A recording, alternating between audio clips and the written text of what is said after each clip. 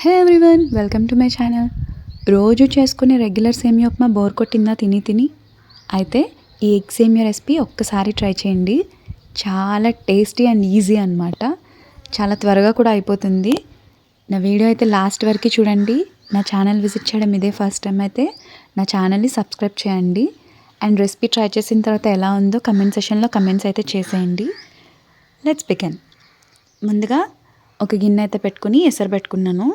ఇక్కడ 300 గ్రామ్స్ సేమియా అయితే తీసుకున్నాను నేను. వాటర్ బాయిల్ అయిన తర్వాత నేను సేమియాని అయితే యాడ్ చేశాను. ఇలా వేయడం వల్ల ఏంటంటే సేమియా ఓవర్ కుక్ అవ్వకుండా పర్ఫెక్ట్గా ఉడుకుతుందనమాట. మనం రైస్ ఎలా ఉడికించుకుంటామో అలానే ఇలా మెదిపి చూసుకొని మనం సేమియాని వార్చుకోవాలి. ఇక్కడ నేను ఒక పొంగు రప్పించి సేమియాని ఉడికిందో లేదో చూసుకొని వార్చుకుంటున్నాను. సేమియా వార్చుకున్న తర్వాత ఏం చేయాలంటే అలా వదిలేస్తే అంటుకుపోతాయి అన్నమాట. మనం దాంట్లో చన్నీళ్ళు యాడ్ చేయాలి. చల్లని వాటర్ యాడ్ చేయడం వల్ల ఏమవుతుందంటే అది అంటుకోకుండా ఇలా పొడి పొడిగా ఉంటుందన్నమాట. చూసారా, ఇలా పర్ఫెక్ట్గా కుక్ చేసుకోవాలి. ఇప్పుడు నేను ఇక్కడ 4 ఎగ్స్ అయితే తీసుకొని అన్నీ పగలగొట్టుకుంటున్నాను. ఇందులో డైరెక్ట్గా ఎగ్స్ వేసేయకుండా ఇలా బీట్ చేసుకుని కొంచెం సాల్ట్ యాడ్ చేసుకుని బీట్ చేసుకోవడం వల్ల ఏమవుతుందంటే అది పర్ఫెక్ట్గా కలుస్తాయి అవన్నీ. కొంచెం సాల్ట్ యాడ్ చేసుకొని ఈ ఎగ్స్ని బీట్ చేసుకుంటున్నాను అనమాట. ఇలా బీట్ చేసుకోవడం వల్ల ఫామ్ అయ్యి కొంచెం ఆమ్లెట్ అనేది మనకి మంచిగా వస్తుంది అనమాట. సో ఇప్పుడు వీటిని బాగా బీట్ చేసుకొని స్టవ్ మీద ప్యాన్ పెట్టుకొని ఆయిల్ పోసుకొని ఈ ఎగ్స్ అందులో వేసేస్తాను. ప్యాన్ అయితే పెట్టుకొని ఆయిల్ పోసుకున్నాను. ఆయిల్ హీట్ ఎక్కాక ఇప్పుడు బీట్ చేసుకున్న ఎగ్స్ ఉన్నాయి కదా, ఈ ఎగ్స్ వేసుకొని వేసిన వెంటనే మెదపకూడదు అనమాట. కాసేపు అలా కుక్ అయిన తర్వాత కదిపితే అప్పుడు మీకు పెద్ద పెద్ద ముక్కలుగా వస్తాయి. లేకపోతే చిన్న చిన్న ముక్కలుగా అయితే బాగోవు తినడానికి. ఇప్పుడు నేను దీన్ని బాగా ఫ్రై చేసుకొని ఈ ఫ్రై చేసుకున్న ఎగ్ని ఏం చేస్తానంటే ఇంకా బౌల్లోకి తీసి పక్కకు పెట్టుకుంటాను.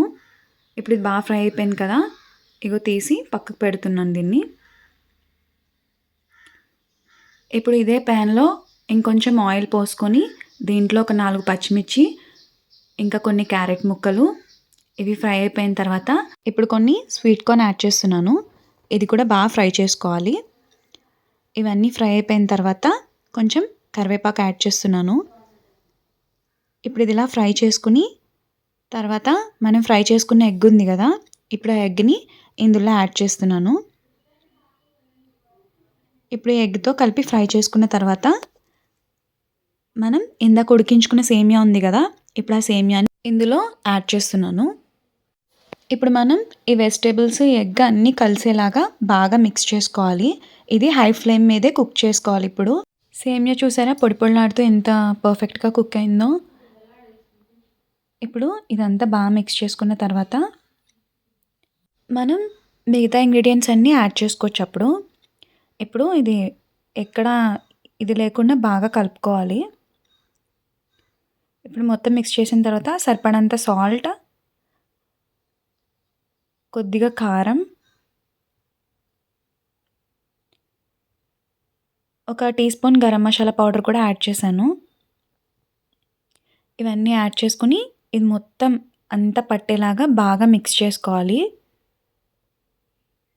హై ఫ్లేమ్ మీదే మిక్స్ చేసుకోవాలి.